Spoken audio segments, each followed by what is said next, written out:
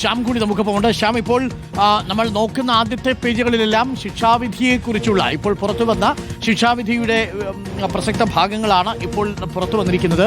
ഇനി അറിയേണ്ടത് 7ാമത്തെ പ്രതി മുതൽ 10ാമത്തെ പ്രതി വരെ ഉള്ള 4 പ്രതികൾക്കും എന്തുകൊണ്ടാണ് ശിക്ഷ നൽകാതെ പോയത്, അവരെ കുറ്റക്കാരെന്ന് വിധിക്കാഞ്ഞത് എന്തുകൊണ്ട്, അത് നമുക്ക് ഈ വിധിയുടെ ഏറ്റവും ഒടുവിലത്തെ പേജുകളിലായിരിക്കും ഒരുപക്ഷെ കാണുക. നമ്മൾ അവിടേക്ക് എത്തുന്നതേ ഉള്ളൂ. അതിന്റെ കൂടുതൽ വിശദാംശങ്ങൾ അല്പസമയത്തിനുള്ളിൽ തന്നെ നമുക്ക് കൊടുക്കാൻ കഴിയും, അല്ലേ ശ്യാം?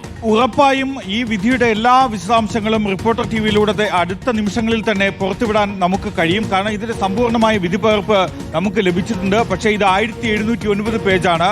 കാരണം സമീപകാലത്ത് കേരളത്തിലോ രാജ്യത്തോ പുറത്തിറങ്ങിയതിൽ വെച്ച് ഏറ്റവും വലിയ വിധിന്യായമാണ് പുറത്തു വന്നിരിക്കുന്നത്.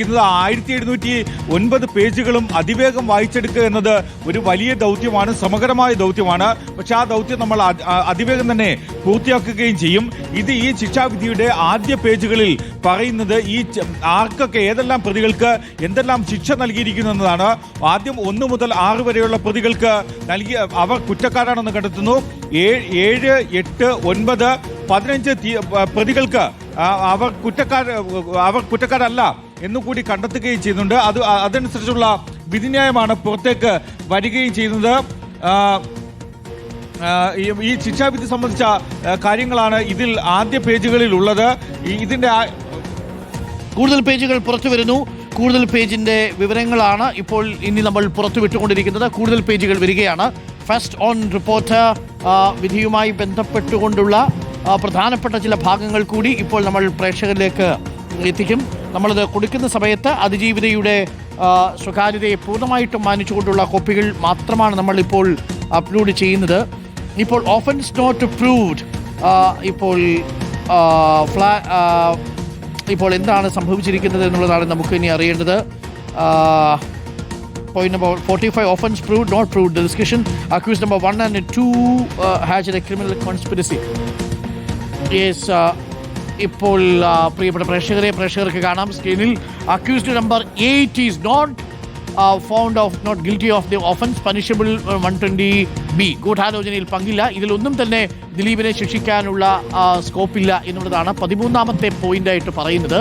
Accused number 8 is not guilty of offence punishable under section 201, 204 of Indian Penal Code.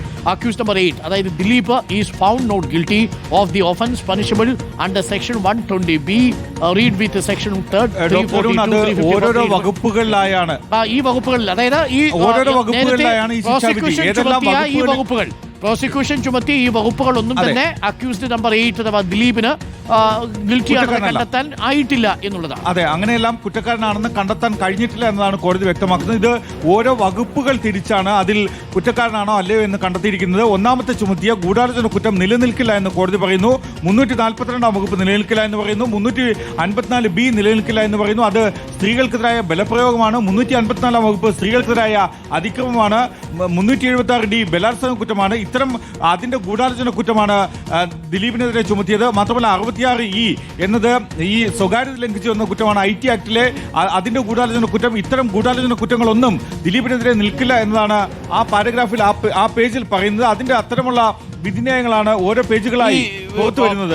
അതായത് accused number 8 is found not guilty of the offence punishable under section 120B. ഇത് പറയുന്നതിന്റെ അടിസ്ഥാനത്തിൽ ഇയാൾ കുറ്റം ചെയ്തിട്ടില്ലെന്ന് തെളിഞ്ഞു എന്നാണ്, അഥവാ കുറ്റം തെളിയിക്കാൻ സാധിച്ചിട്ടില്ല എന്നാണ്. അതായത് 201ാമത്തെ വകുപ്പ് എന്ന് പറയുന്നത് തെളിവ് നശിപ്പിച്ചു വന്ന കുറ്റമാണ്.